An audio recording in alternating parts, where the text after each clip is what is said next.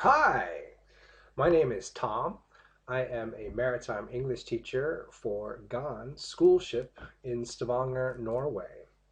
I'm going to be teaching ship handling today. We're going to be going through the first unit in English for Mariners. Unit 1A, I'm going to be going through some of the parts of the ship which we've gone through before in my maritime English class. So today we're going to have a little bit of a review. English for Mariners is a recently published book. It was published in 2009. The author is Tony Grice. He's just recently published a new book. It is called English for the Maritime Industry. This was published in 2013, so I'm looking forward to jumping and getting into that. But I thought we would start with the basics. English for Mariners. Of course, it's been adapted. I've changed the curriculum a little bit to adapt it to my own school ship, the MV motor vessel Gan in Stavanger, Norway. Well, you should have a worksheet in front of you so that you can do the exercises on paper. If you don't, there is a link where you found this YouTube video, and it will link you to my Google Drive where you can download the worksheet for exercises 1 to 4. As well, if you want to go through this PowerPoint again on your own, there's also a link to the PowerPoint and you can download that as well. Okay, let's get started. First, we're going to do some genius research questions. What I'd like you to do is use the internet, a dictionary, or I hope what you already know, to answer the questions below. You'll find these questions on page 14, the first page, exercise 1. Here's the questions. When the wind hits a ship amidships, which of these vessels turn towards the wind? Is it a tug, a tanker, or a yacht? What do the words axial and transverse describe? Does that describe rudders, sails, propellers? Number 3, which of these is pitch? Is it the bow up and stern down? Or is it port up or starboard down? Or is the whole ship going up and down? And 4, waves from astern make a ship speed up and slow down. What's this called? Is that yawing, heaving, or surging? And rolling is caused by what? Waves from a beam, winds from astern, or the ship moving against the current? Okay, you got 7 minutes to do the best you can. I'll give you the answers in 7 minutes. Here we go. Looks like I picked the wrong week to quit smoking.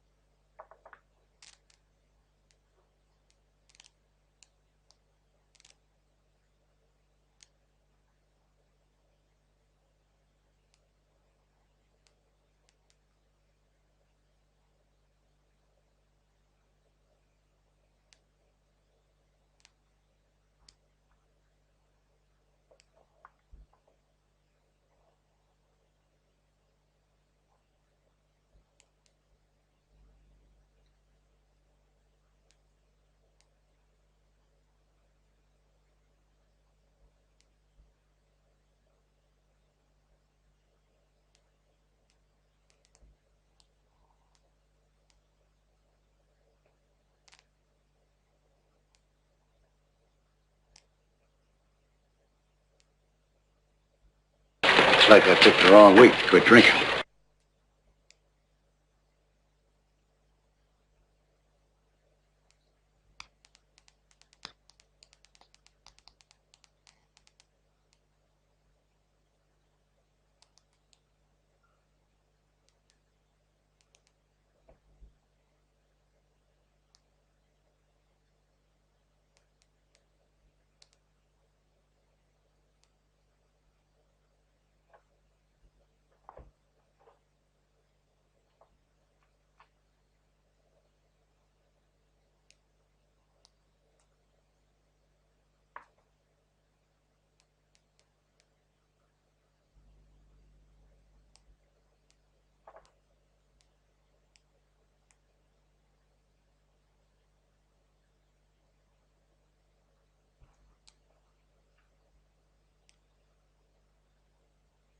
Looks like I picked the wrong week to quit amphetamines.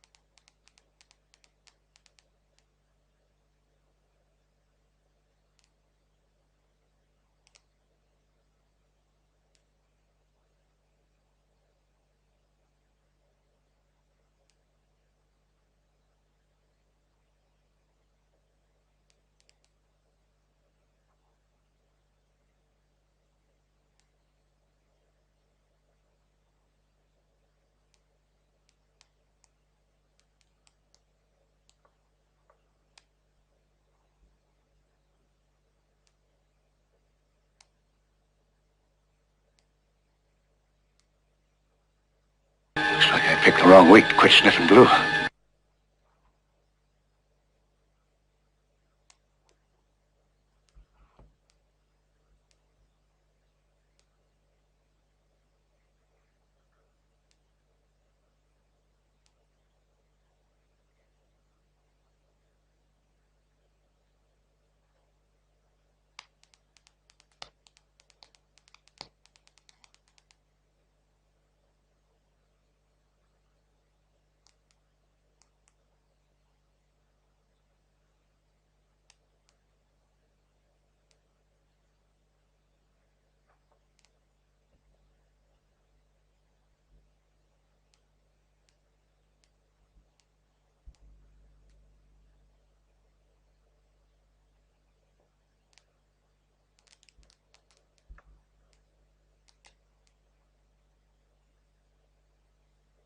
Run, Forrest, run!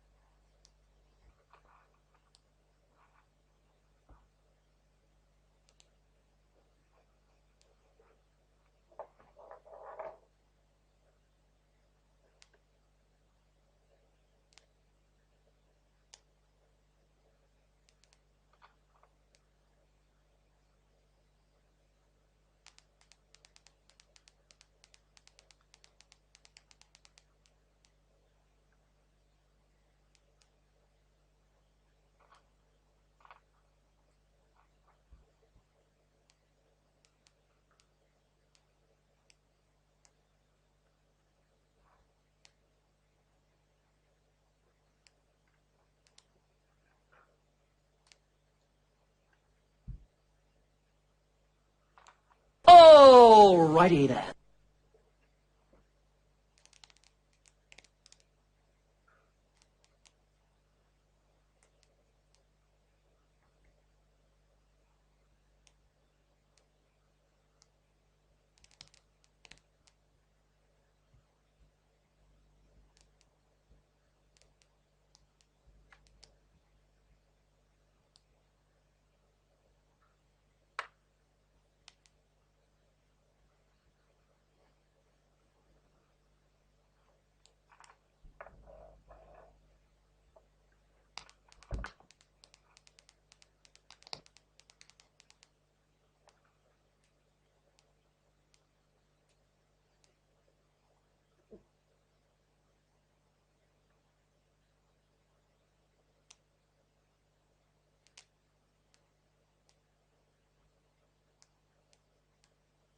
Yeah, that's a good one. Yeah.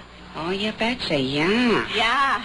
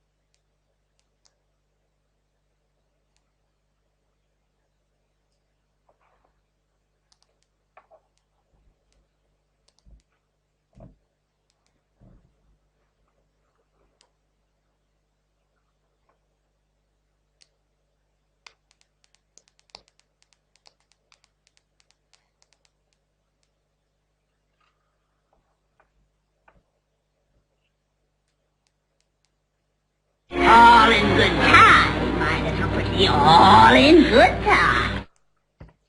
Okay, then it's time for us to get back and let's answer these questions. Now, if you just put a circle around the ones you thought was right, that was not what you were supposed to do. You're supposed to go and find something that would give you evidence for why it's the right answer. Maybe something you learned from me already that you should have looked it up. Okay, let's go on. So, when the wind hits a ship amidships, which of these vessels turns to the wind? Well, it's the tanker. Why? Why is the tanker different than tug or a yacht? Now, a yacht is what we call a pleasure craft. And the tug, if you think, those two have a very similar ship structure. Let's look at a tug. Now, how the wind affects a ship when it hits it sideways, of course, depends on the shape of the ship. When you see a tug has its main superstructure here amidships, when the wind blows against the side of the ship or a beam of the ship, the whole ship will be moved leeway, sideways. But a tanker, where it has its superstructure in the aft of the ship, it has the wind, when it's blowing a beam sideways, it's going to push that aft section away, but then the front section, the forward section, is going to be twisted into the wind. So that's why these vessels that have their main superstructure aft, when the wind blows against it, the forward section is going to move in the opposite direction into the wind. Okay. So a beam wind, this is looking at a diagram for sailing, but you can see it's called a beam reach when the wind is blowing directly to the side of the vessel. A beam wind like this causes a ship to move leeway. Leeway means sideways, blown sideways off her course. So if you have a vessel that has the main superstructure midships, it's going to be blown completely leeway, sideways.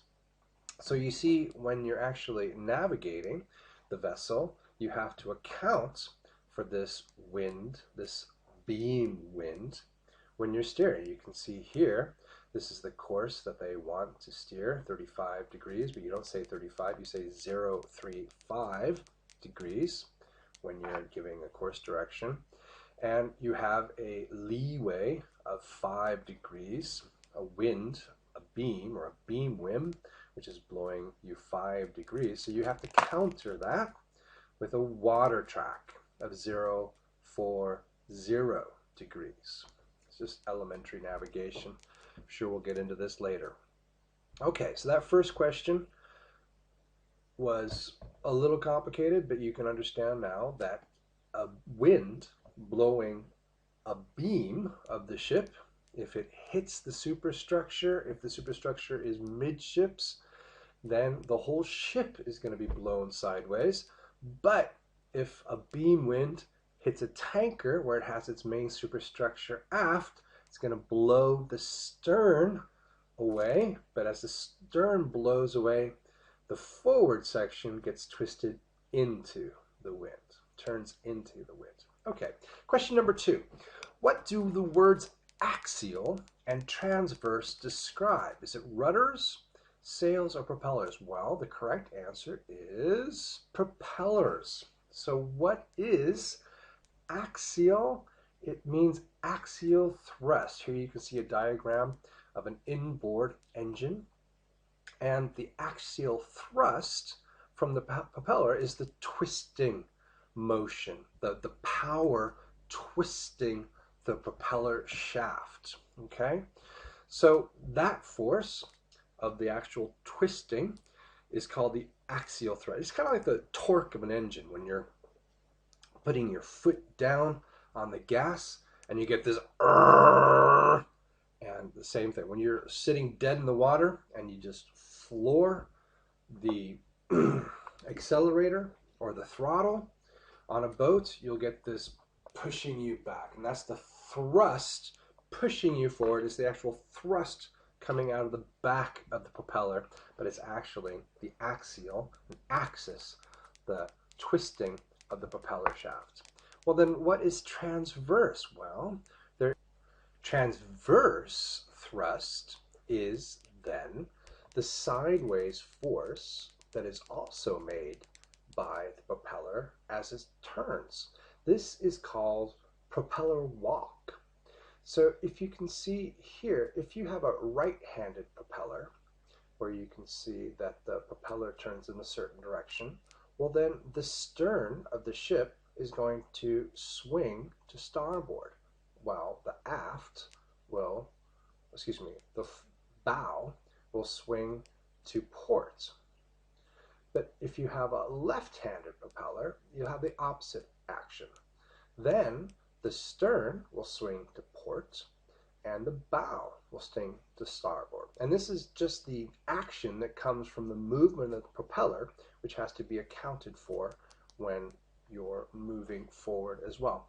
Now, this transverse thrust is definitely most noticeable when power is first applied, when you're stopped dead in the water and you're moving, but actually much more when you're moving astern than when you're going forward. So I'm sure whenever you've been maneuvering into the quayside with your small pleasure craft, you've noticed the motion of the stern much more when you're going in reverse or going astern, how the stern itself will move. And this is called propeller walk. The actual vessel moves due to the action of the propeller as well.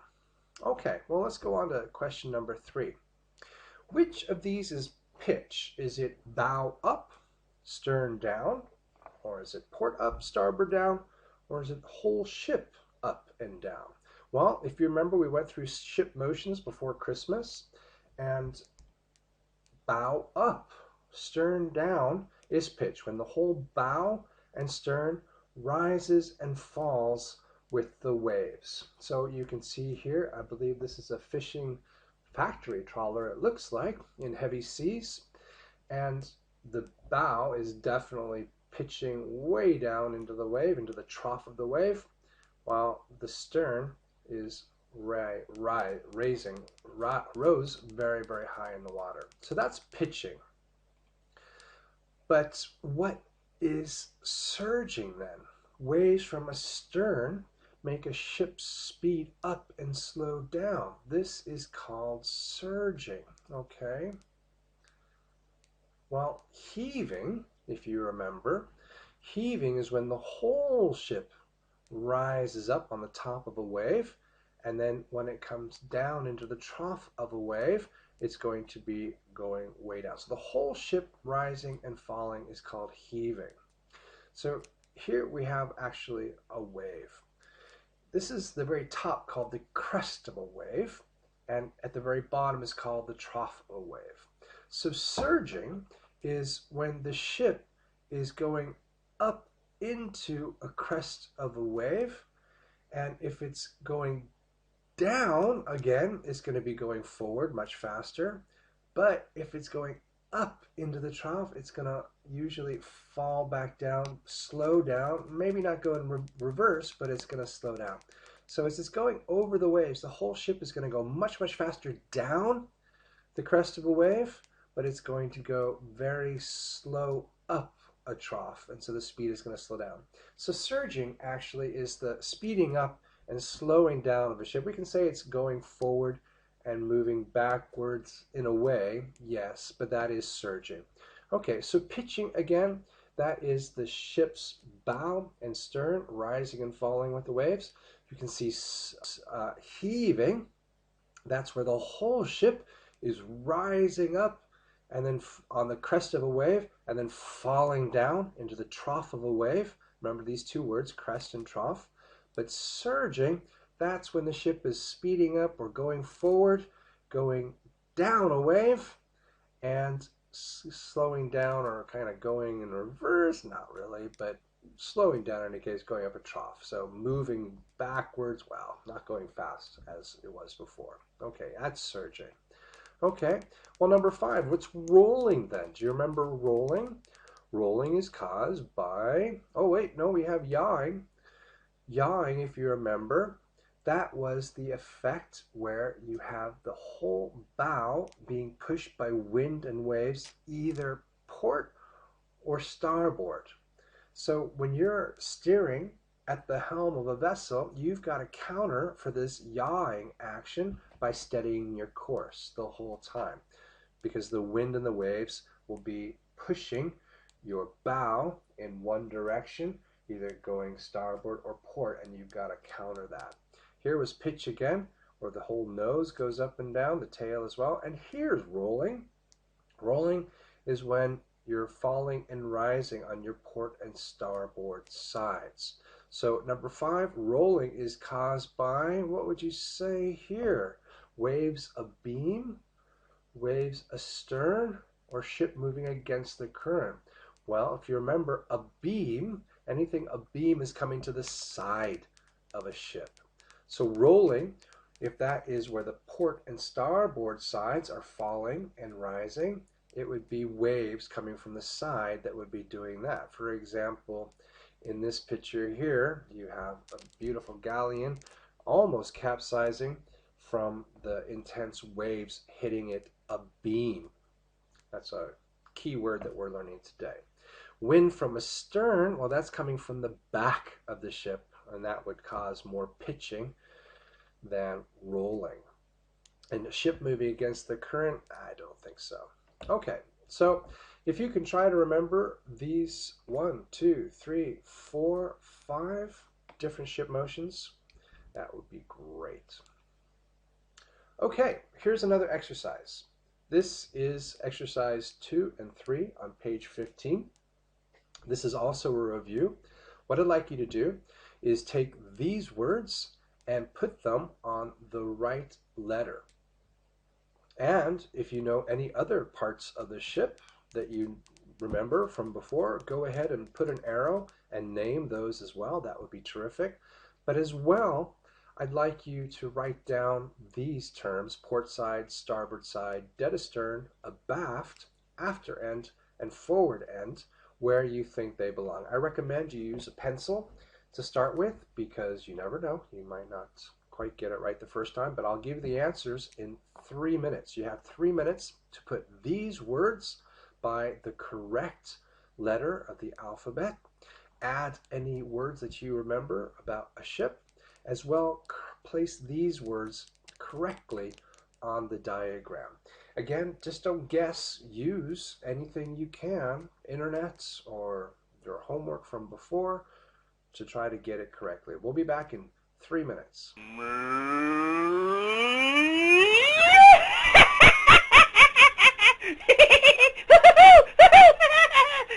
Moo! Moo! Moo!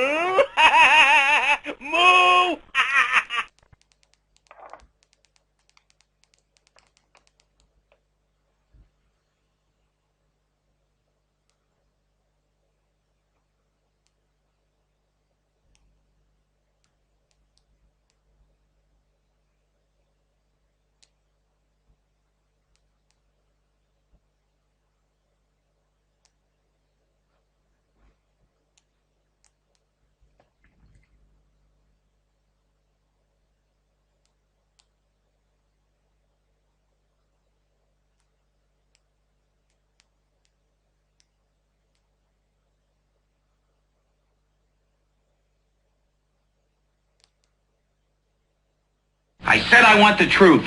You can't handle the truth. I said I want the truth. You can't handle the truth.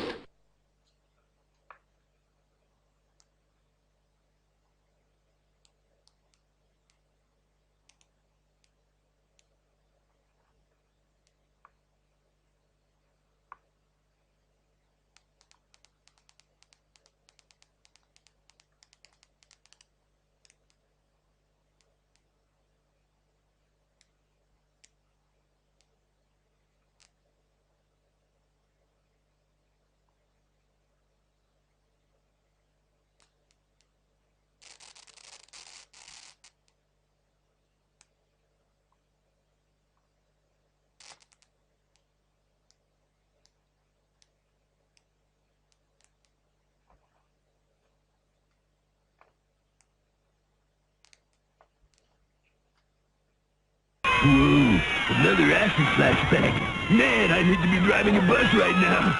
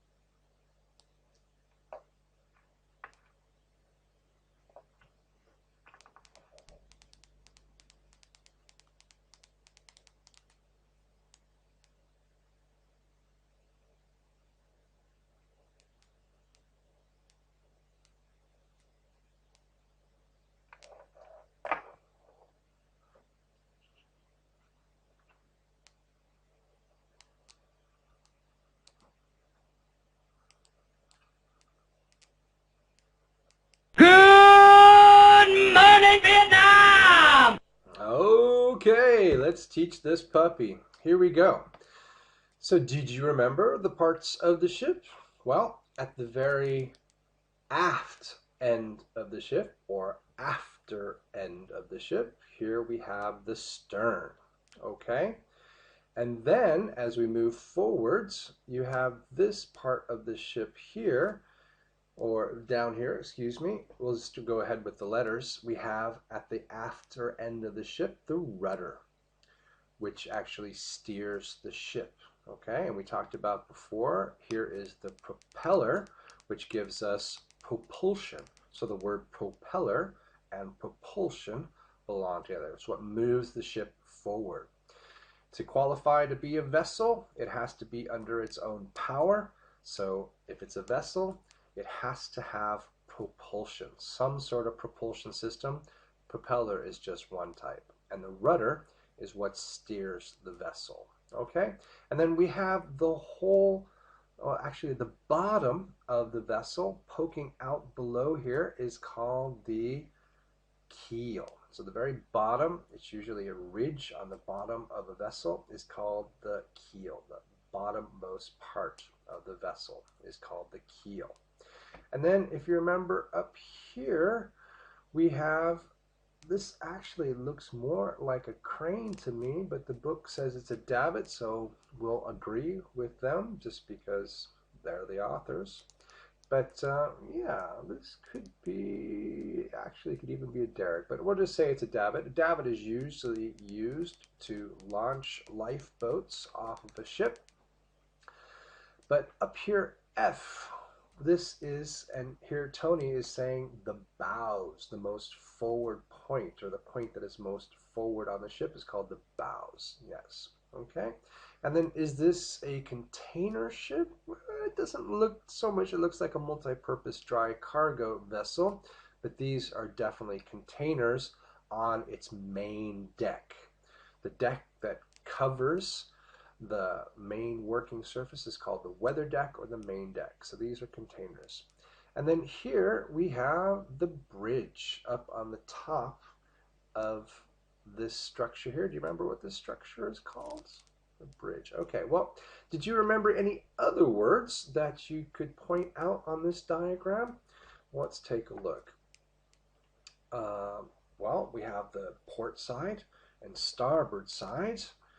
That the right side of the vessel looking forward is the starboard side. The left side of the vessel looking forward is the port side. Okay? And so we have right directly behind the vessel is called dead astern. We can also say right directly in front of or forward is dead ahead of the vessel. So that's our terms, dead astern, and that goes for dead ahead as well. Abaft means towards the rear of the ship. You have aft, which is in the very rear of the ship, but abaft is towards the rear of the ship. So I hope you looked that one up if you had time. And after end is another word for the stern. You could say the aft end or the after end. And forward end is another word for the bows or the bow, the forward point, most forward on the ship, the forward end of the ship. So when they say make ready fore and aft, they're talking about the forward end, the bows, and the after end, the aft. Okay, so do you remember any other things that you could point out on a ship? Well, if you look at these arrows here, can you just tell me what we are looking at when we point these arrows here?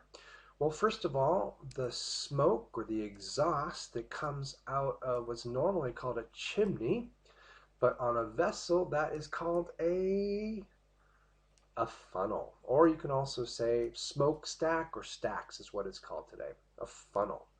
Okay, and then here, this on the old sailing ships, a sail was on a mast, right? But this is now today called the radar mast.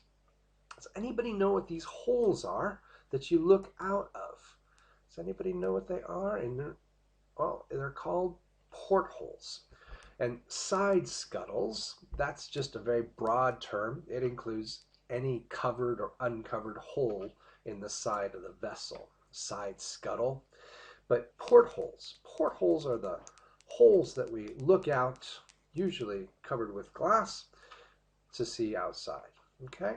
And then what about this one here? A hatchway leading below deck. It's kind of hard to see on this diagram here, but that's a new word for us. It's called a companionway. A companionway is a raised or windowed hatchway in the ship's deck. You see these more on the old type ships, galleons, but they're still on modern ships. If it's a raised entrance into the below decks, it's called a companionway. Here you can see it's windowed and raised, and usually a ladder going directly down into the decks below. Okay, so that's a companionway. All right, let's see. Does anybody remember what the... Oh, yeah, we have the bows, but here is the bulbous bow. And the forward bows, forward end of the ship, but the bulbous bow is the part of the hull which is sticking forward most out in the water for stability generally. Does anybody remember what the forward mooring station is called? That's right, the forecastle. Okay, and these things here that keep you from falling off the ship in heavy waves, something for you to hold on to. Remember, one hand for yourself, one hand for the ship at all times. What do you call these things that keep you from falling off the ship? That's right, a railing. And we said the very bottom of the ship is called the keel. But what do you call the body of the ship? The whole body of the ship is called the hull. And then what is this major section here where you find accommodation? You find the galley, generally find the bridge, your quarters. It's called the superstructure, right? And then the aft mooring section. What do we call the aft mooring section? Where you go to moor the ship aft on the after end, it's called the poop deck. Great, good job. Okay, we have another exercise, exercise 4. Now you're only going to get 2 minutes. What I want you to do is match the words we just went through to the definitions here. Okay, 2 minutes. Let's do this. You're crazy!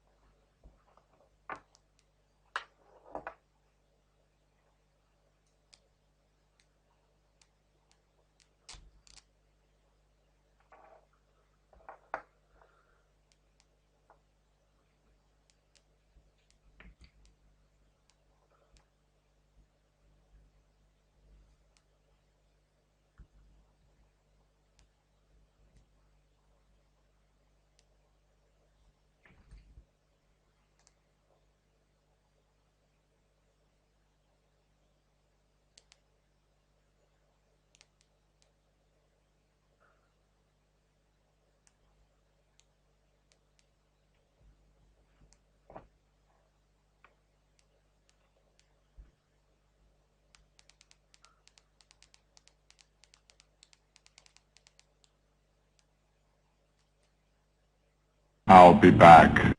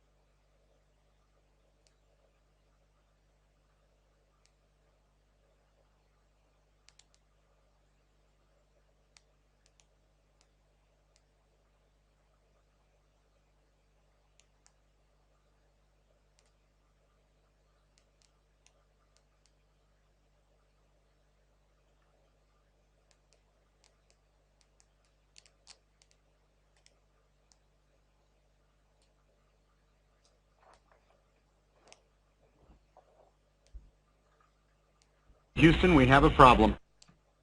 Oh, there's no problem here at all. Okay, let's go ahead and match these words up. The bows we already have. That's what we talked about as the point that is most forward. Tony Grice is saying bows. I would say bow, but okay.